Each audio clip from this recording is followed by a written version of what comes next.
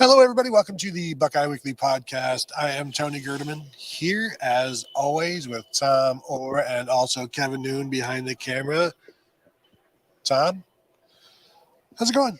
Tony, it's great. We are trying to remember what day it is. Wednesday. We are 3 days away from the Ohio State spring game. And oh boy, Tony, is there some big news with regard to the Ohio State spring game? Yeah, Devin Brown is out. Suffered a hand injury of some sort in practice, and Ryan Day broke the news on Wednesday. He's like, "Oh, by the way," because I think the first question was like, "Hey, what's the spring game situation going to be like? What are the rules going to be like?" Well, one of the rules is that Devin Brown won't be playing because he injured his hand. So I had a procedure done, nothing major, isn't expected to miss much, if any, throwing time during this summer.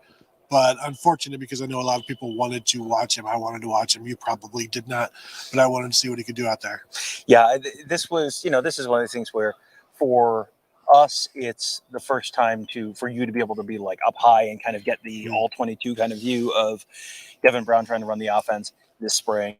And, for us in general, probably the most reps we would probably see out of Devin Brown in a sort of live fire 11-on-11 type of situation.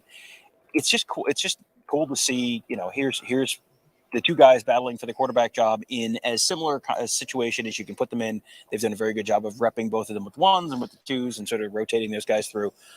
And, to sort of have the apples to apples kind of comparison. It's only one data point. It's only one game. But it's still that felt like one of those things that you really were going into the spring game looking forward to. And now not so much. Yeah, and it's definitely unfortunate.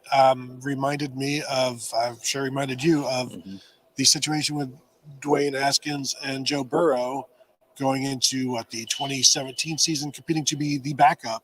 Joe Burrow injures his hand in fall camp and is basically done for as the backup. Dwayne Haskins comes in against Michigan, saves the day, and then goes on to stave off Joe Burrow in the 2018 fall camp. Because at that point, I don't think there's anything Joe Burrow could have done in the fall camp to do to be better than beating Michigan. So like that little injury, broken hand in fall camp for Joe Burrow set the butterflies wings of that. Obviously changed college football course for many people and many programs, and made Ed Orgeron a very, very rich man. Yeah, the impact of that one, that was a throwing and hand hit a defender's helmet, and that was it. And that was what that set that entire thing in motion. There was a little bit of a different situation where that was in fall camp, and so if that happened August 15th, August 18th, something like that, it wasn't even like at the beginning of fall camp. It was late in fall camp. So at that point, by the time he was back and actually healed and ready to go, I don't think we saw him that year until like the Nebraska game. Maybe it was later in the season where, at that point you're not, once the season starts, the battle for the backup quarterback job that's not what you're focusing on in practice. You're trying to beat whoever's next on the schedule. So at that point, the decision had sort of been made for everyone in the building. And then, as you said, once you have the Dwayne Haskins at Michigan thing, well, that gives you a pretty big, an even bigger lead than you already had in terms of all those reps that you got. So yeah, it's, what if Joe Burrow doesn't break his hand? What if JT Barrett doesn't get sniped by a cameraman at Michigan? I mean, there's a bunch of different, what ifs that you can go through there. But, this doesn't sound like this is nearly as big a deal. He's going to miss a couple practices. And yes, we won't get to see him on Saturday. But the coaches have, 11 practices or so of film from the spring to go off of. And then he'll be back in this summer. Plenty of time to compete in fall camp and sort of battle for the job there as well. Yeah, so go ahead and throw your questions in if you got any, super chats, whatever you feel like doing. And when I asked Ryan Day about that, hey, this whole hand injury, he's like, I see what you're trying to do. I know where you're going. It's totally different. I see what you're stirring there, sir, and I do not appreciate it. But he's like, Devin Brown basically is just going to miss a couple of spring practices, and that's really the extent of it. Yeah.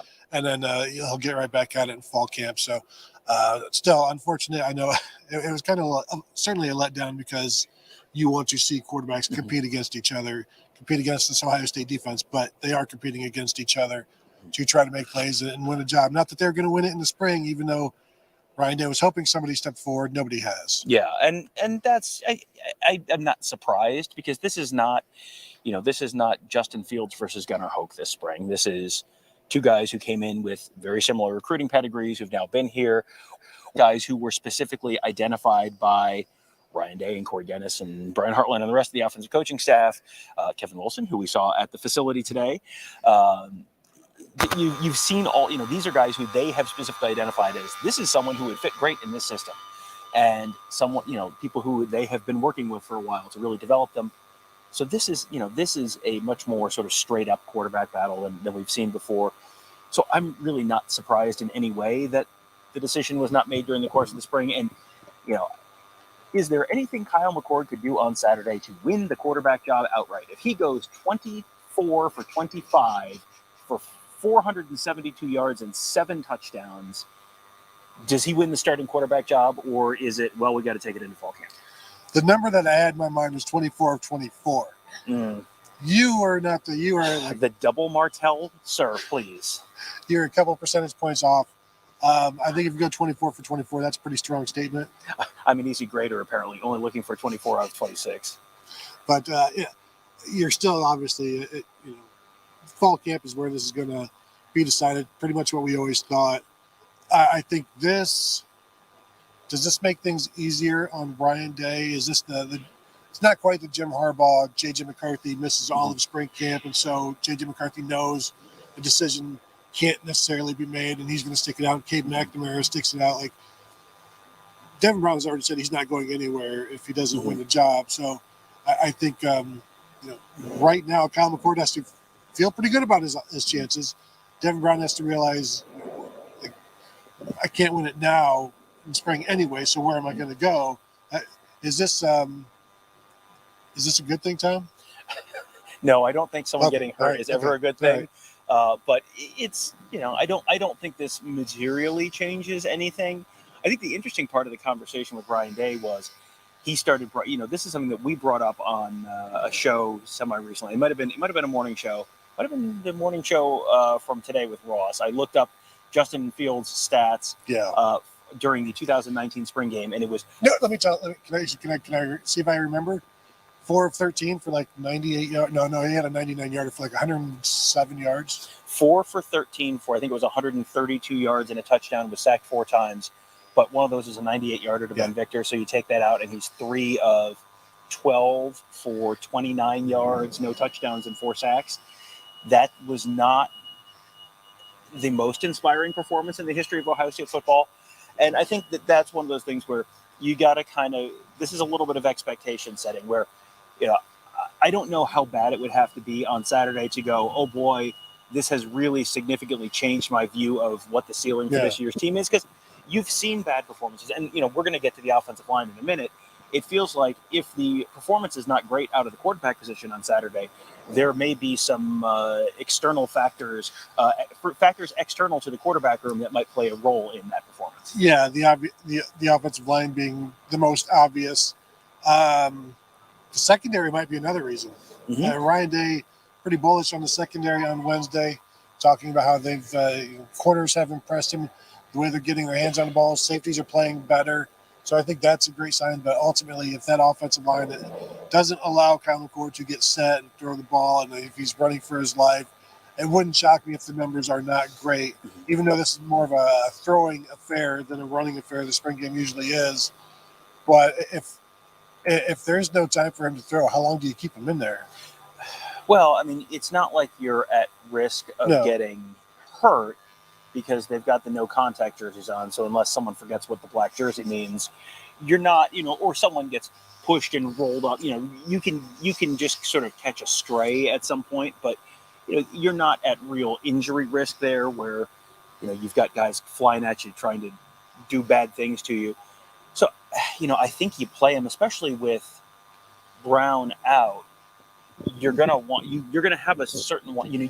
You're not just evaluating the quarterback position. You're evaluating the wide receiver position, the tight end position, maybe the running back position, catching balls out of the backfield.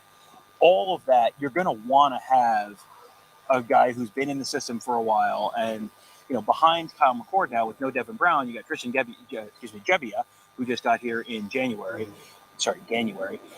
and then a couple walk-ons, and that's it. And so there aren't a lot of experienced at Ohio State options there. So I think you're going to see a lot more of Kyle McCord. You probably see the stat line where Kyle McCord is, playing for both teams, and it's one team. Yeah, so it's one team. Yeah, but you're going to see him, on consecutive drives and all that kind of stuff. So yeah, it's going to be, I think you're going to see a lot of Kyle McCord, and it feels almost like this is a situation where if it's good, that's probably really good, and if it's bad, I don't know how really bad that necessarily is. It's just from his personal perspective. Yeah, I think the guys you won't see much of, Mayan Williams, he'll be available for the first couple of series. The first couple of series with the ones will be thud, no tackling. Then they'll go to tackling after that. It'll be ones versus ones, twos versus two, just to give you guys an idea of what the situation is. The rules will be for it, but I would expect like Mayan Williams and Marvin Harrison to be the guys that play a little and then go on. And Kyle McCord said you need quarterbacks. It's too bad Lincoln Keenholz, the incoming freshman, had to be a selfish multi-sport athlete and want to go win a state title in basketball or whatever and go play some baseball and not just be a one-sport mercenary and come to Ohio State in the spring. Just to be clear, there were no direct quotation marks around that statement from Tony. That was just sort of his paraphrase. Not a great paraphrase, but his paraphrase of Ryan Day State sentiments on this particular topic. Yeah, and you wonder, guys who are at home. I mean, obviously you want to play out your spring with your team, and he's a baseball player, I believe, and wants to play baseball with his team and all that. You wonder though. You look at this and it's like, oh man, yeah. You were not going to come in and start this year. Like, you were not going to win the starting job this year. But man, you wonder if when Brandon Innes was here last week, does Brandon Innes go, oh man, I wish I was already there. So he played quarterback for a year. Yeah.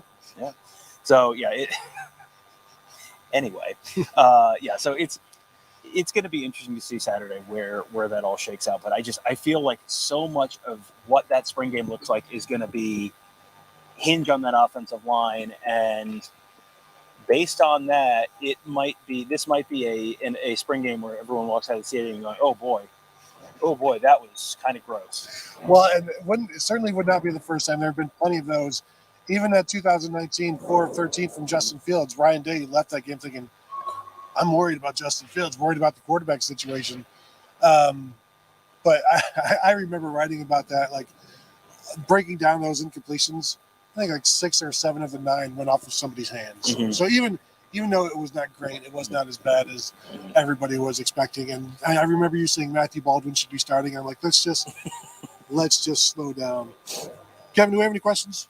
Once again, I don't think there are exact quotes around that statement, but yes, go on.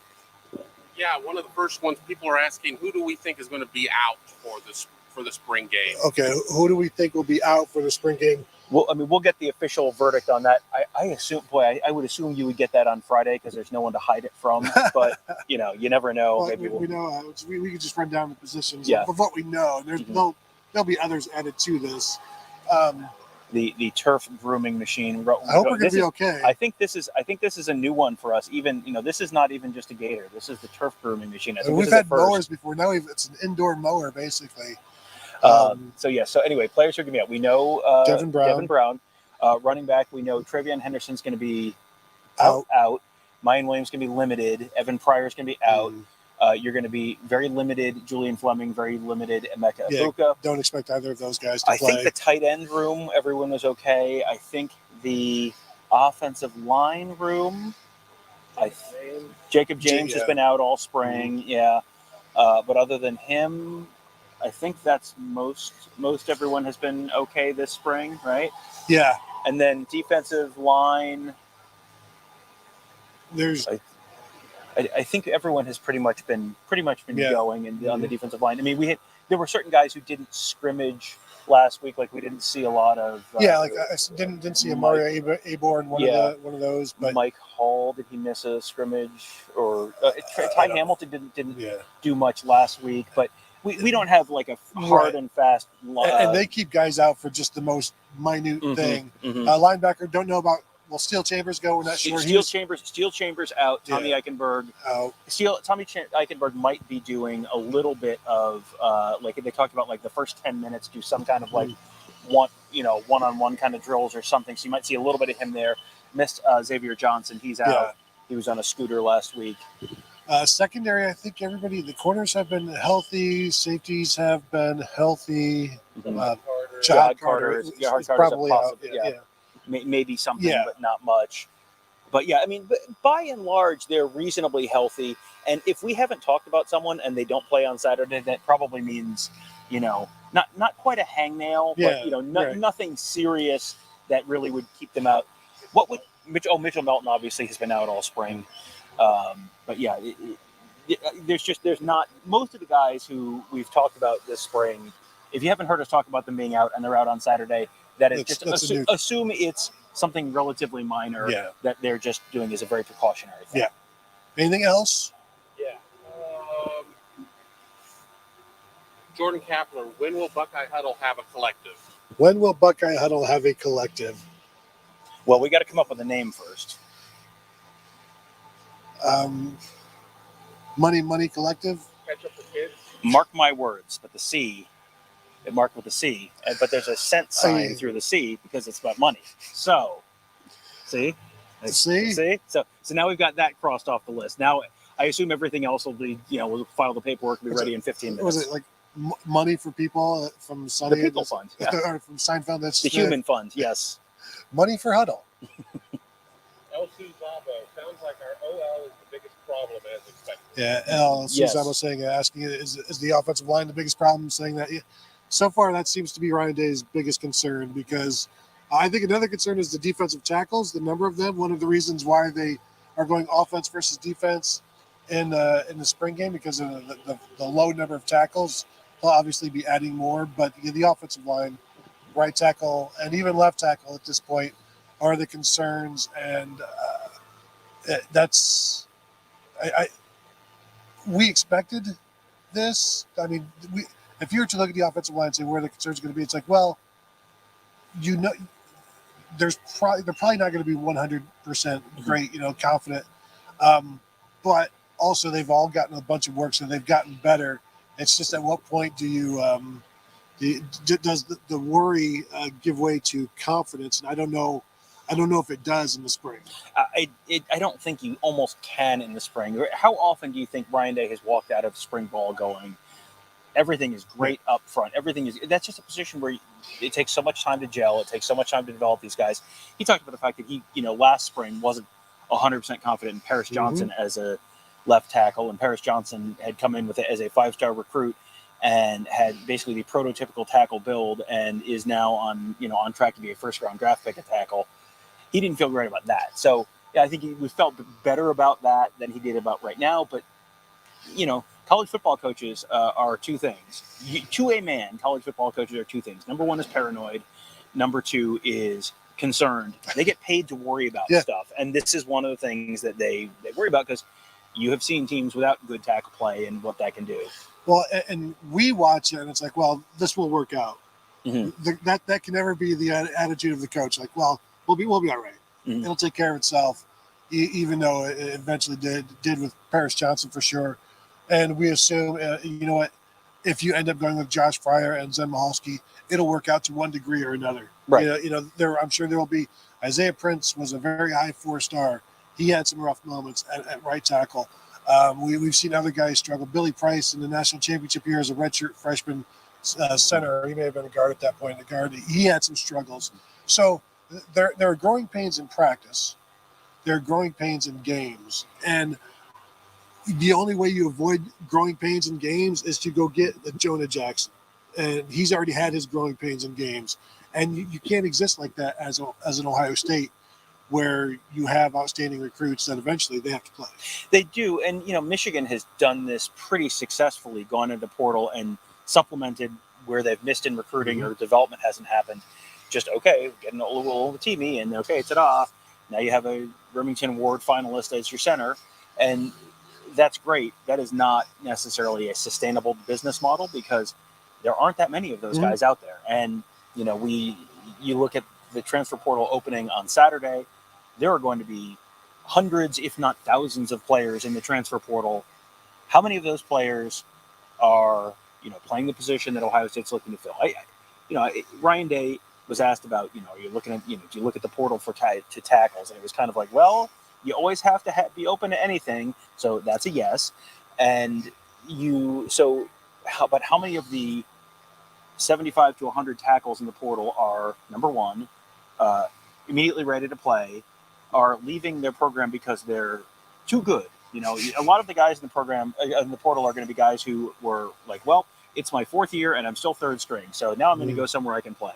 Those guys don't help you. In those guys, guys who are coming in, who are, guys who maybe left because they weren't great character fits with their current team. Yeah. You don't want to. So that shrinks the pool a little bit more. And then guys who can actually play at the level Ohio State needs, not just like, yeah, this is a good average Big Ten tackle. Like, no, you have that. You need high level, Power 5, Big Ten championship, college football playoff level performance. There are not that many of those guys available. And then the number of them who are in the portal, instead of you get 75 or 100, you're looking at like 2. And then, so can you get those 2? Yeah. And we don't even know right now, will there be 2? Who will the 2 be? Because the portal hasn't opened yet. So, we'll know a lot more on Sunday, Monday, Tuesday next week. But right now, we're kind of just going, yeah, if there's something there, Ohio State's going to go after it. But what's going to be there? Shrug emoji. Well, yeah, and Ohio State can go to the portal store, the tackle store, and see, oh, there's 2. We'll take those. Mm-hmm. And the guy behind the counter is like, everybody else is also here for those 2. So, how much do you want to pay? Mm-hmm. And what kind of fit are you for them? Mm-hmm. Yes. Help me help you. Like, yeah. What's it going to take to get you into Ohio State? Mm-hmm. And it's not just a matter of, yeah, we'll take these 2, because everybody else is there for that same puppies. Mm-hmm.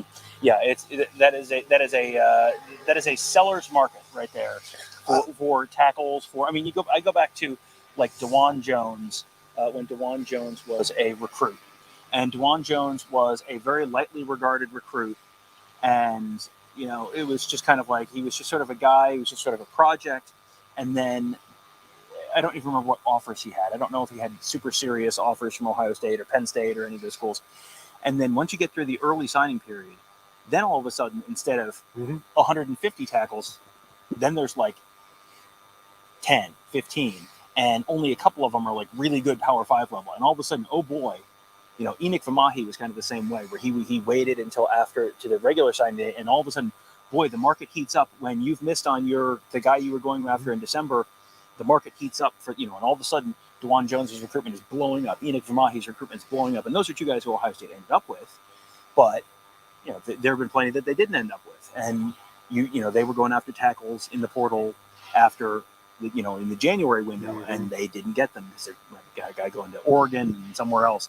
So, there definitely is a seller's market out there. Well, and that's why I keep saying, it may end up being somebody that enters the portal to come to Ohio State specifically. Yes. Because if you've already missed out on the guys that went into the portal last year, now granted, the teams that got those guys don't need a tackle necessarily, but Ohio State missed on a bunch of guys or a couple of guys that they targeted in the winter. Who's to say they will get them in the spring? But that's why I think the guys that they may get will enter just to come to Ohio State. If the viewers are wondering why I'm looking nervously over my right shoulder, Parker Lewis is down there and was just going through like warm-ups for kickoff. And we're standing in the end zone of the indoor field. And I thought he was kicking it in our direction for a moment. He was just warming up. He's kicking the other direction. That's good. But we're about to get run over. Yes, we're about to get eaten by a field turf We might want to wrap up. Yes, okay, I think that sounds like a good idea. Okay. I want to thank you all for joining us here. Check us out at BuckeyeHuddle.com. Become a member before we get run over. Also, YouTube.com/BuckeyeHuddle. Thank you all for tuning in, and we'll talk to you guys later.